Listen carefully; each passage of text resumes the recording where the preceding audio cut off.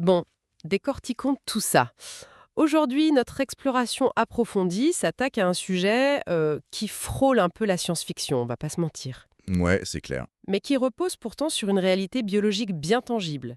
Il s'agit de l'idée selon laquelle nos vies sociales, la manière dont on tisse des amitiés, notre façon d'interagir en groupe, et même nos choix amoureux pourraient être en grande partie dictés par notre ventre, en fait. Ou plus précisément par les dizaines de milliards de bactéries qu'il peuple, oui. Voilà. Pour mener à bien notre analyse d'aujourd'hui, on s'appuie sur un article de synthèse massif, une vraie mine d'or scientifique, publié récemment dans la revue Nature Reviews Microbiology. Notre mission, c'est vraiment de comprendre comment ces locateurs microscopiques tirent les ficelles de nos comportements, les plus intimes. Ce qui est fascinant ici, c'est que pendant des décennies, la médecine et la biologie ont perçu l'intestin comme un simple système de tuyauterie, quoi. Un bête tube digestif. On mange, on digère, fin de l'histoire. Exactement. On assimile, on évacue. Mais la science moderne a complètement bouleversé cette vision. L'axe intestin-cerveau, ce n'est absolument pas une petite route de campagne à sens unique. Ouais, C'est une ligne de communication bidirectionnelle extrêmement complexe. Et si l'on prend un peu de recul sur l'évolution globale, on s'aperçoit que cette communication a évolué pour façonner la sociabilité à travers tout le règne animal. c'est un véritable changement de paradigme. On a souvent tendance à penser que la sociabilité, c'est un trait purement psychologique ou culturel. Hmm. Mais en lisant nos notes, je me suis rendu compte qu'il y a une mécanique très physique en jeu. Par contre, il y a une chose qui mérite d'être clarifiée d'emblée. Comment est-ce que de minuscules bactéries, coincées dans l'obscurité de notre côlon, arrivent à envoyer des directives au cerveau?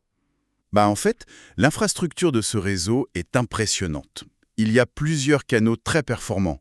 Le premier, et sans doute le plus direct, c'est le nerf vague. Le fameux nerf vague. Voilà, il faut l'imaginer comme un câble en fibre optique à très haut débit, un nerf crânien massif qui descend du cerveau pour s'enraciner directement dans les parois de l'intestin. Les bactéries peuvent littéralement envoyer des impulsions électriques via ce câble. Donc le cerveau écoute littéralement le ventre. Tout à fait. Ensuite, il y a le système immunitaire. L'intestin, c'est une véritable école de formation pour nos défenses immunitaires. Un camp d'entraînement en gros. C'est le mot.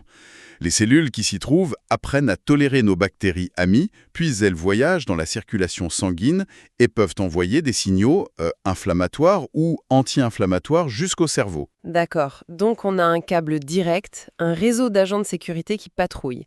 Mais l'article parle aussi beaucoup de chimie, non? Absolument. La soupe chimique, c'est là qu'entrent en jeu les métabolites. Pour le dire simplement, quand on mange des fibres, notre corps ne sait pas les digérer tout seul. Ce sont les bactéries qui s'en chargent par fermentation. Ah oui, et en faisant ça, elle recrache des choses. Exact. Elles recrachent de petites molécules, notamment les acides gras à chaîne courte. Ces molécules sont minuscules, elles traversent les parois intestinales, entrent dans le sang, et certaines peuvent même franchir la barrière hémato-encéphalique. Pour aller modifier directement la chimie du cerveau. C'est dingue. C'est la mécanique de base, oui.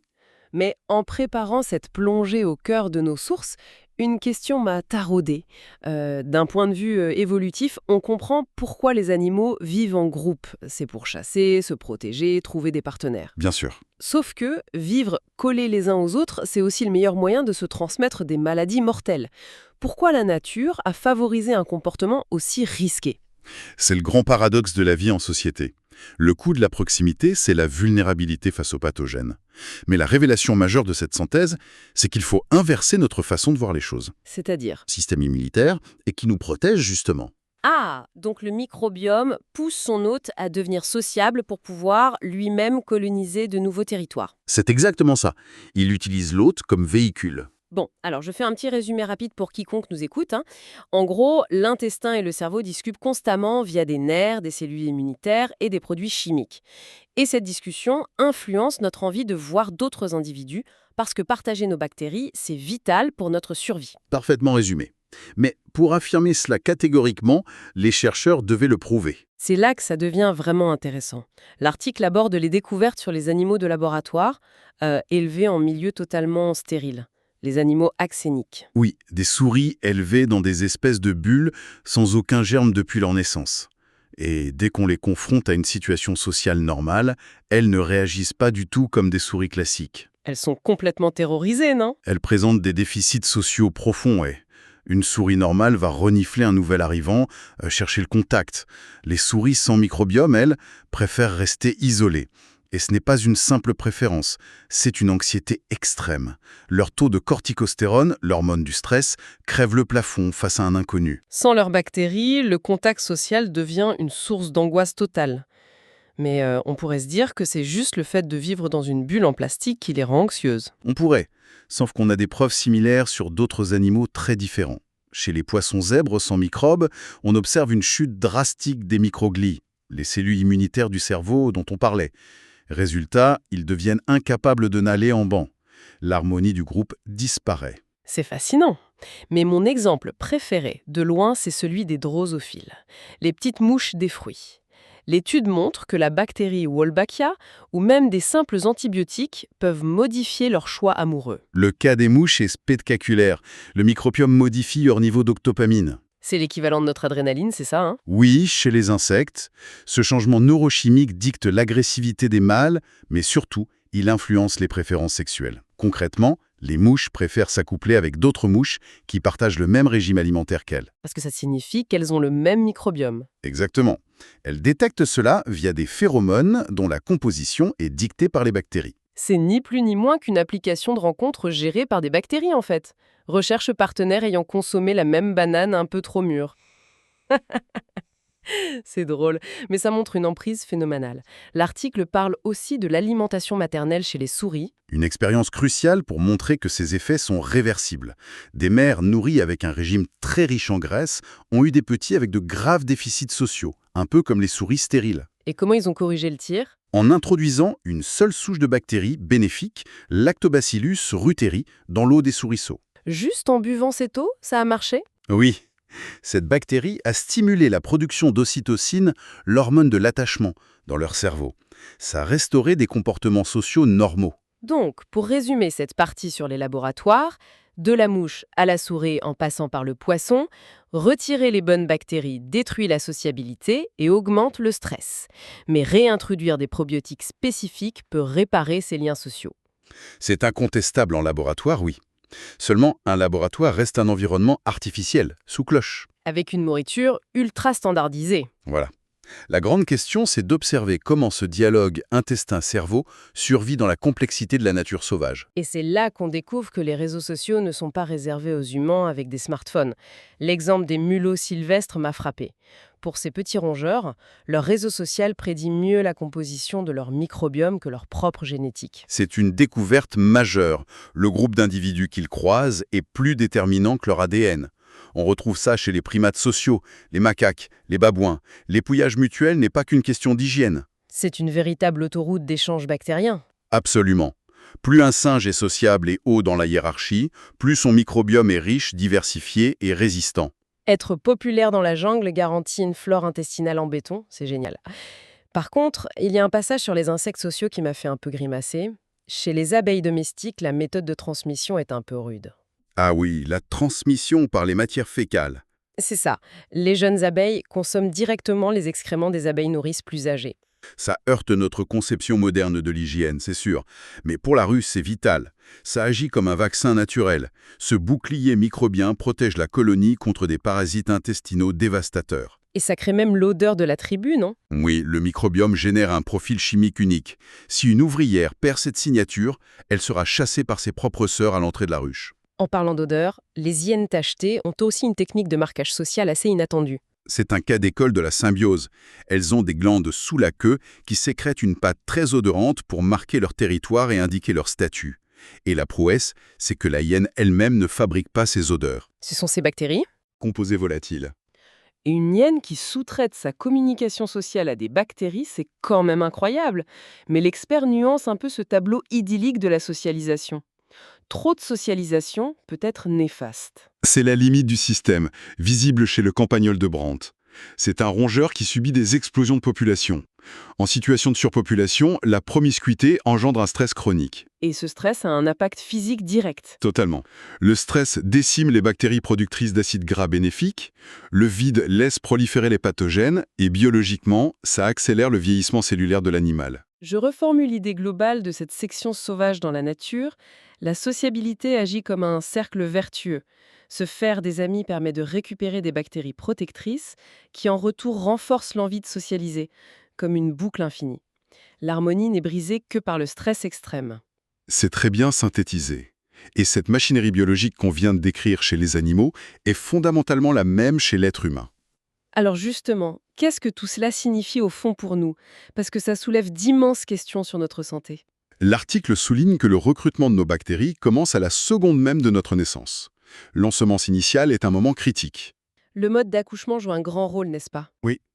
Une naissance par voie basse expose le nouveau-né aux bactéries maternelles, notamment les bifidobacterium, capitales pour le système immunitaire et cognitif. Une césarienne entraîne une colonisation par des bactéries de l'environnement hospitalier, ce qui modifie ces premières étapes. Et l'alimentation, comme l'allaitement, nourrit ces bonnes bactéries.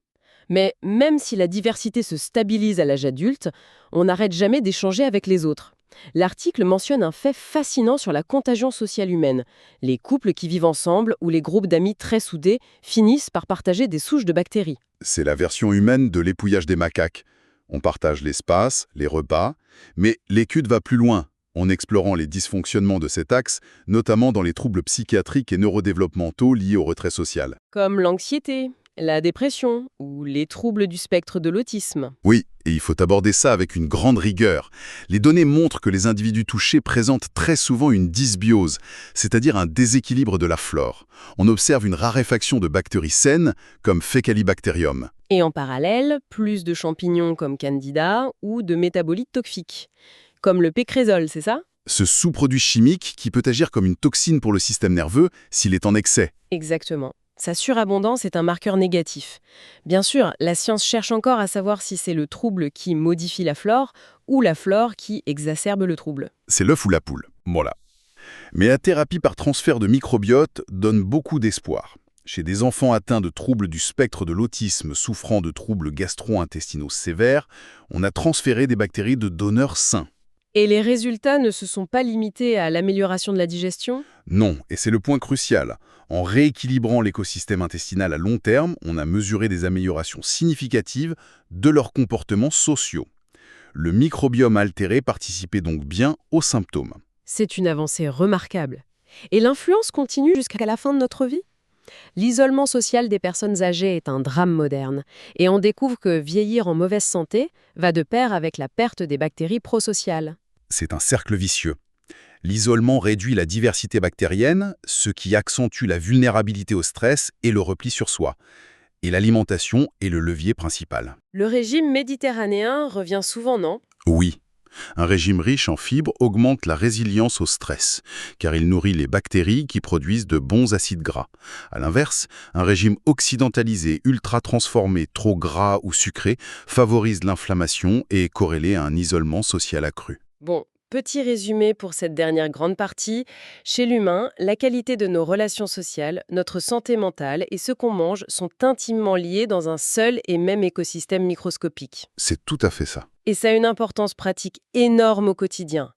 Cultiver son jardin intérieur par l'alimentation, ce n'est pas qu'une question de digestion. C'est investir dans ses capacités relationnelles et son bien-être émotionnel. Manger des fibres, ce n'est pas juste pour éviter les maux de ventre, c'est pour se donner l'énergie d'aller vers les autres. Et pour conclure, je voudrais partager une réflexion posée par les chercheurs de l'étude.